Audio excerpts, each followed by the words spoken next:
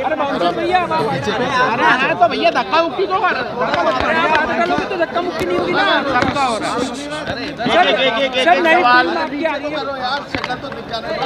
तो नीचे कर ले, आशीष थोड़ा नीचे कर, थोड़ा नीचे कर ले बेटा, इसको जगह दे, इसको जगह दे, जगह दे, कोई नहीं। जी सर, नई फिल्म आपकी आ रही है सर, थोड़ा नीचे कर ले दादा, थोड़ा सा नीचे सर। नई फिल्म आ रही है आपकी, दर्शन करने भी आप आए, दर्शन करने के लिए एक बार फिर से क्या कहेंगे? फतेह 10 जैन को आ रही है और उसकी प्रमोशंस जो है आज शुरू हो रही है महाकाल के दर्शन के साथ। ब्लेसिंग्स लेंगे महाकाल जी की और यहाँ से जो जर्नी है फतेह की शुरू होगी और होपफुली उनके आशीर्वाद से फतेह की फतेह ज़रूर होगी। सर किस तरह की मूवी है? इट्स एन एक्शन फिल्म और एक आम इंसान की कहानी जो हम लोग हर रोज़ साइबर क्राइम देखते हैं, लोगों के साथ हर रोज़ होता है। पैसे लोगों के बैंक से निकाल लिए जाते हैं, लोग सुसाइड्स कर रहे थे, तो उन्हीं की कहानी है। और एक ऐसी एक्शन फिल्म जो बड़े समय से मुझे लगता है लोग देखने का इंतज़ार कर रहे हैं। फिल्म में नया मिलेगा, इस तरह का बदलाव आएंगे फिल्म में? मुझे लगता है एक कमाल का मैसेज है। मैं हमेशा मानता हूँ कि जो आम जनता मुश्किलों से गुजरती है उसको सही ढंग से दिखाना सिनेमा के ज़रिए से हमारा एक रिस्पॉन्सिबिलिटी रहती है और उसी को फतेह से दिखाने की कोशिश की है।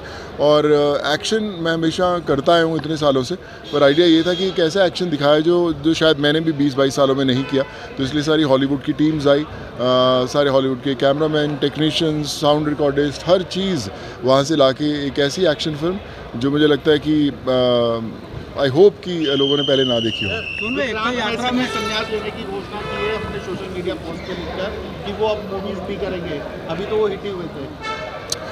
मैंने पढ़ा नहीं, मुझे इसके बारे में वो तो पता नहीं, तो मैं बोल नहीं सकता, but I think he is a great actor and he should keep on doing cinema. Sir हम देख रहे हैं कि युवाओं में नशे की जो एक आदत हो रही है और एक्सीडेंट उसके कारण जो हो रहे हैं, आप लगातार इस पर लेकर अपनी बात रखना चाहेंगे, क्या इंदौर की ज़मीन से मैसेज देना? देखिए, मैं पिछले 3.5 साल से हम लोग जितने नशा पीड़ित लोग रहते हैं, परिवार रहते हैं, उनको सपोर्ट करते हैं। करीबन 750 से ज़्यादा देश भर में जो नशा मुक्त सेंटर्स हैं उसमें हम लोग सपोर्ट करते हैं लोगों को।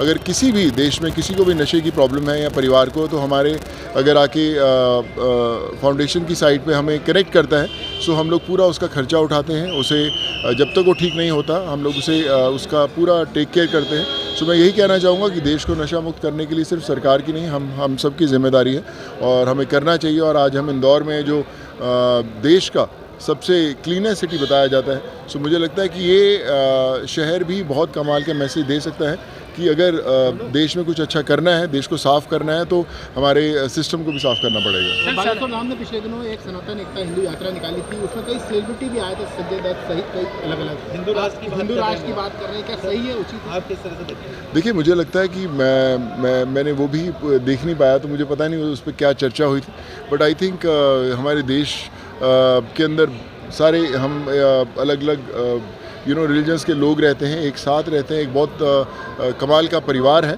और मैं गर्व से हमेशा कहता हूँ कि मैं हिंदू, मुझे बहुत गर्व महसूस होता है। और आज आप देखिए, इसीलिए अगर महाकाल के दर्शन करने भी मैं अपना पहला जो स्टेप ले रहा हूँ फतेह का, वो महाकाल जी के आशीर्वाद से ही ले रहा हूँ। और होप कि हमें गाइड करते रहें, हमारे सब हिंदू भाइयों को गाइड करते रहें और हमेशा ब्लेसिंग बना के रखें। बांग्लादेश में जिस तरह से